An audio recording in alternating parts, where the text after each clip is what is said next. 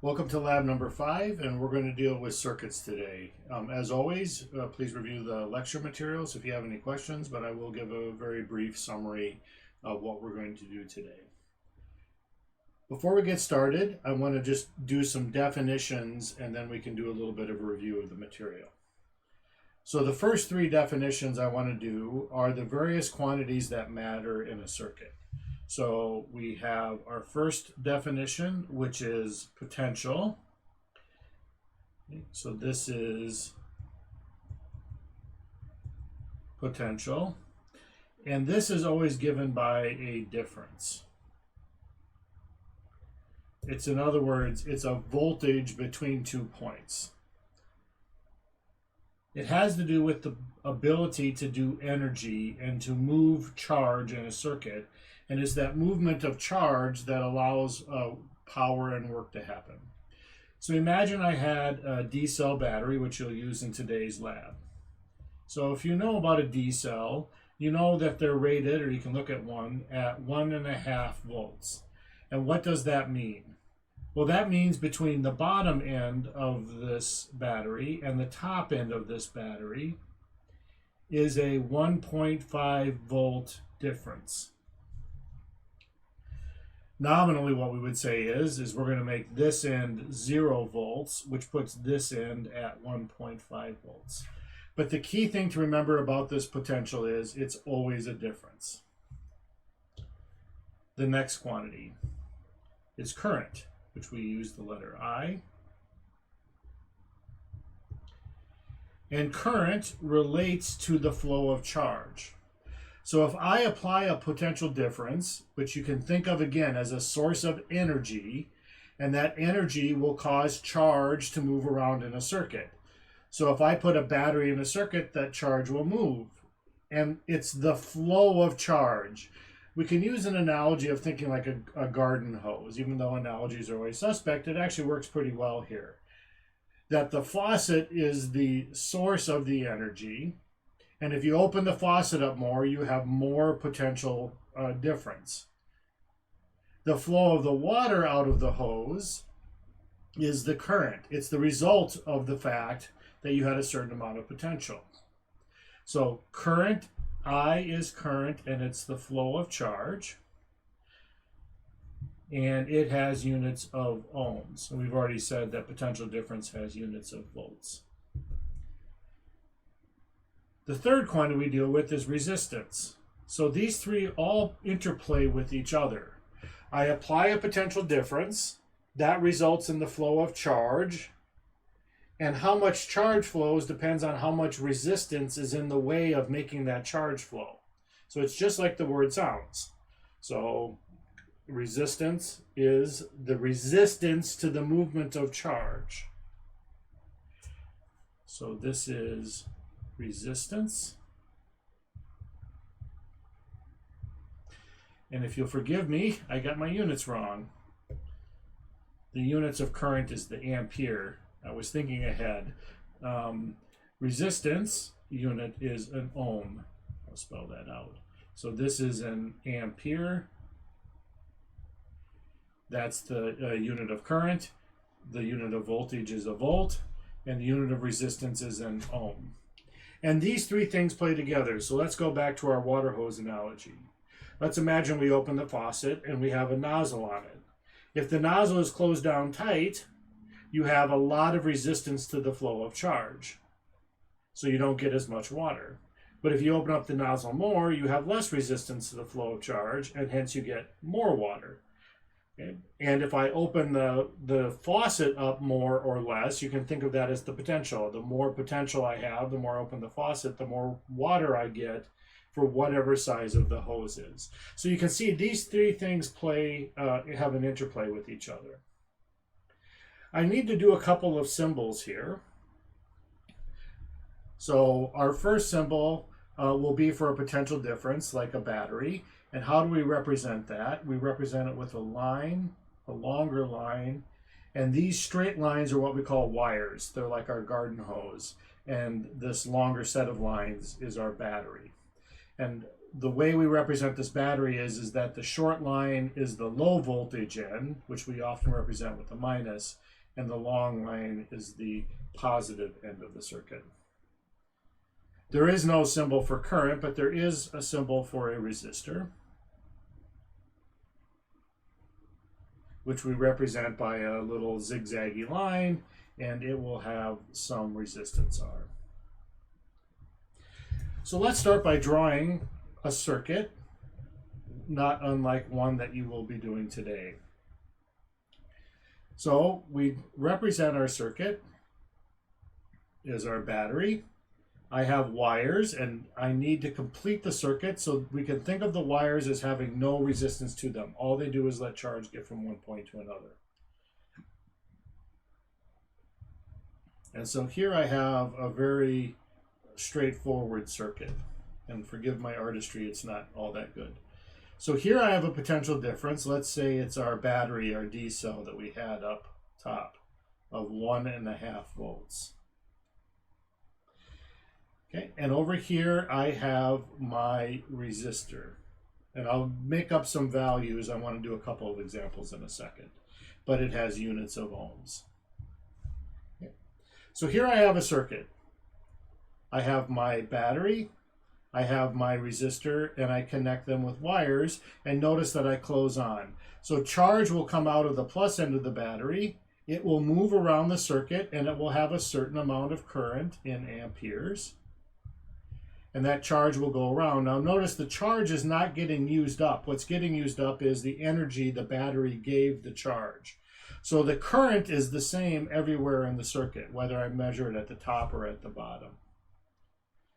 And there's a law that tells us how these are related, which is called Ohm's law, which is why he got the value of resistance named after him, which says the amount of voltage that I apply to a circuit will produce a certain amount of current that depends on the amount of resistance. And if I look at this equation, I realize a couple of things about it. Okay, so this is the amount, so this is my faucet. Notice what I said before, that if I up the faucet, if I increase the amount of potential, I will get more current because they're on opposite sides of the equal sign. If I set my voltage to be a perfect particular value, so let's get rid of the increases here. So now I'm going to just keep my voltage at a certain value. That if I increase resistance, because it multiplies the current, I have to decrease the current. So Ohm's law tells us how voltage, current, and resistance are all related to each other. So in the first part of this lab, you're going to explore Ohm's law by creating virtual circuits and varying the amount of potential and measuring the current. And what I will note here is, if we go all the way back to our first week's lab, is that if I stare at this very carefully, this looks like a line. This looks like Y. If I were to generate a graph where I put voltage on this axis and current on this axis, I would have Y is equal to X times where the slope of this line would be M, and notice the intercept is 0. So there is no intercept, so it should go through 0. What that tells me is that if I do a measurement of voltage and current, and let's say I measure the values, so I apply more current and I get more voltage drop, that this should look like a straight line that goes through 0. And the slope of that line is equal to the resistance of the object, as long as I put V on the y-axis and I on the x-axis. We're going to be looking at some slightly more exotic circuits today than just a single resistor. So we are going to be looking at circuits today that are multiple devices. So you're going to explore circuits that are 2 resistors, what we call in series, and you're actually going to end up doing 3 in series. So R1, R2, here's voltage. And we can tell they're in series because every charged particle that goes into one, in other words, the current that goes into one, has to come out of one, come out of 2, and go back into the battery. So this is called series. And in series, the current is the same, but the voltage drop across each battery is different. So there's a V1 across the resistor 1, and a V2 across resistor 2. Okay. So those voltage drops may be different. The second type of circuit you're going to explore today is when we put resistors in parallel. In parallel, by definition, they mean that they have the same voltage across them. So the voltage drop here is the same as the voltage drop here. However, if I'm a particle that's leaving the battery, I hit this little junction. Think of this as a T in the road, which means I can either choose to go this way, so we'll call this I total. There could be an I1 that goes through the first bulb. The current splits. There'll be an I2 that goes across the second bulb. Now notice, remember, this charge doesn't disappear, so if it's split at the top, it'll rejoin at the bottom and come back and be the total. So we're going to explore these 2 types of circuits today. Now the type of device that we're going to be using is a light bulb. So light bulbs have resistance, at least incandescent bulbs. There's many types of bulbs that you're going to learn about. So our resistor is going to be a light bulb. And one way we're going to try to understand how power is done in the light bulbs is or how to understand the circuit itself, this voltage and current, is to look at the brightness of the bulb. So it's common to say the brightness of the bulb relates something that's going on in the circuit. Brightness is a way of determining the power that's exerted in the bulb. So we have the power, which we're going to use the letter P. And what you need to know for this particular lab is that the power that a light bulb dissipates is equal to V squared, the potential drop across it squared, divided by the resistance of the bulb. So that if I measure the resistance in the bulb, and I measure the voltage drop across the bulb, I can determine how much power the bulb is giving off. Now that power comes out in many forms. For incandescent bulbs, it actually turns out the majority of it is heat, which is why we like LED and fluorescent bulbs, because they actually put more of their power into light. And we typically, unless we have an easy bake oven, we typically don't want to see a lot of heat in our bulbs.